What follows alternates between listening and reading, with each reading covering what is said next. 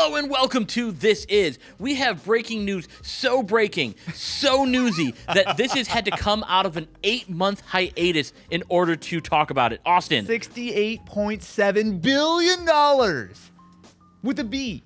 If you haven't seen Twitter today, Microsoft has announced that they are buying Activision Blizzard for $68.7 billion. That is absolutely insane. I cannot think of a deal that's anywhere near this size. So, for some context, when Microsoft bought Mojang, the makers of Minecraft, they spent $2.5 billion on that acquisition. When they bought Bethesda, they spent, what, $7 billion? $7.5 billion. So this deal is 10 times, almost, the size of buying Bethesda. That was a massive deal. Yeah. We couldn't believe they spent $7.5 billion on Bethesda, but now we got Activision Blizzard. $68.7 billion. To put that number in context, that's not far off of, like, Nintendo's market share.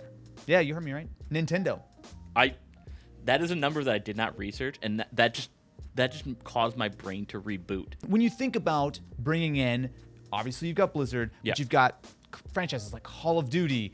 I keep seeing everyone put Candy Crush up in the same category, which bothers me. They own King, but like... Here's the thing. I don't know. Have you actually looked at the numbers of Candy Crush? Candy Crush made $1.2 billion in 2020. Okay? Well, sorry, and 1.2 billion? to dismiss Candy Crush Yeah, okay. is ridiculous. There's a ton to unpack here. We could easily be here all day, but I think there are some big highlights.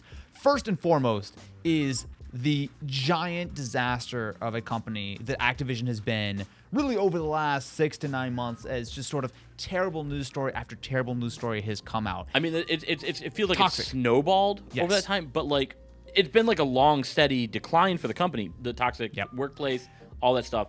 I think it's not a coincidence that when everything sort of really started coming to a head over the last few months, and there were a lot of people, including Phil Spencer, who said, hey, we're reevaluating our relationship with Activision. I don't think most people took that to mean we're reevaluating our purchase of Activision, but I don't think anyone can deny that there is an enormous amount of work that Microsoft and the Activision Blizzard crew have to do to clean up the toxic culture, not only just in the employee side, but also in the gaming side. I mean, you think about toxic sort of fan bases, you think games like Call of Duty, you think games like Overwatch. Like, there's a lot of just toxicity here. So I think there's a big road ahead.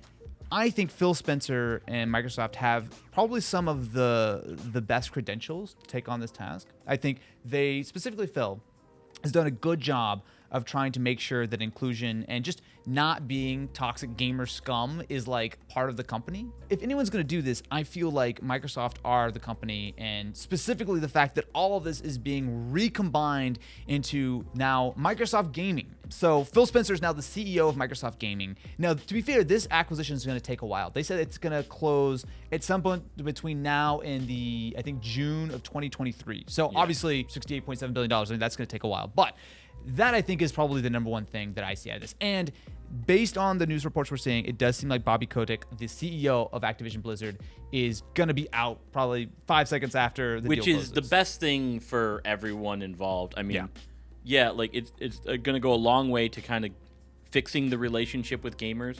I mean, it's not an immediate fix. It's going to take a while. Like that is the number one step, and I'm glad that they're taking it right away. So I think that's, for me, that seems like the big story. But then you think about the ramifications for gamers, right? So on one side, you've got an enormous boon to Game Pass, right? I mean, it's clear that for the last several years, Microsoft is heavily investing in Game Pass. They're heavily investing in gaming, but Game Pass really feels like that's the platform. They just happen to make Xboxes and PCs that sort of will function. And we've been with Game saying Pass. this for years now. Ever since Game Pass came out, we've been saying that the philosophy of Xbox is not we want you playing a game on Xbox. It's we want you playing one of these games on one of our services. Yep. Now, it's going to be crazy to see how they integrate these with Game Pass, because I can't see them adding Warcraft to Game Pass. It is $15 a month for Warcraft right now. And I just can't see them losing out on that much revenue, because there's still millions of players of Warcraft.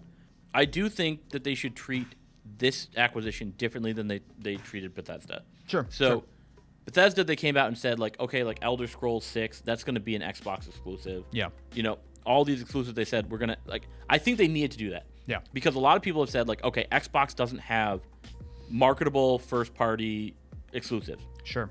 And Bethesda, that was a huge way to go and say, okay, if we can have a Skyrim level game as an exclusive to Xbox, that will sell consoles. Will it sell as many consoles as something like God of War? Probably not.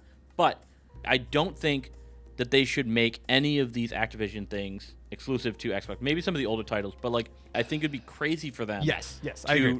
To make Call of Duty an Xbox exclusive. I don't think they're going to. Look, if you look at what they've done, right? Like they've continued to make things like Deathloop, like that still came out as a PS5 exclusive. Although to be fair, that deal was signed before the actual acquisition happened. But I think again, I come back to Minecraft. Minecraft is still available on basically every platform under the sun for good reason. There's no reason for Microsoft to pull that away. What I do think will be different though is that pretty much all of these games are going to come into Game Pass, right? I mean, they even said that basically in like the announcement that they Call of Duty should be on Game Pass. Yes, but it should also be able to be for purchase on PS5. Yes, because here's the weird thing about it now. Because there's plenty of people, Call of Duty is like the game they buy every year for their console. Yeah. They're in a weird spot that Microsoft is now potentially making more money on a PS5 purchase than Sony is. Through games. Through games. There will be some exclusives. Yes. That will be like, I think you think about the Call of Duty, you think about the huge titles, those will still be pretty much everywhere. I'm glad you talked about more and more on Xbox. I want to talk about titles because Microsoft has just purchased every mascot of the PS1 and PS2 era. So Crash Bandicoot, Spyro the Dragon, Earthworm Jim.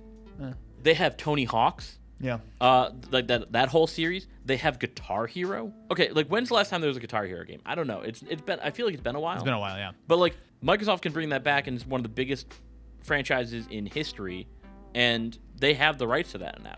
Microsoft has now pretty much made themselves one of the very largest gaming companies in the world. The rival really isn't Sony and Nintendo anymore. It's Tencent. Now, that might not be a household name, but Tencent is one of not only the largest companies in the world, but it is probably the biggest gaming-specific company in the world. Some of the companies that Tencent owns, Riot, they own 40% of Epic. They actually own 5% of Activision Blizzard. So Tencent's actually going to make a bag. They still made money on this. 100%. And sure, you can look at companies like Valve, who obviously do super well, but they're a little bit more opaque because they're not a publicly traded company, so not a lot of information about it. But Microsoft has made an enormous investment in this.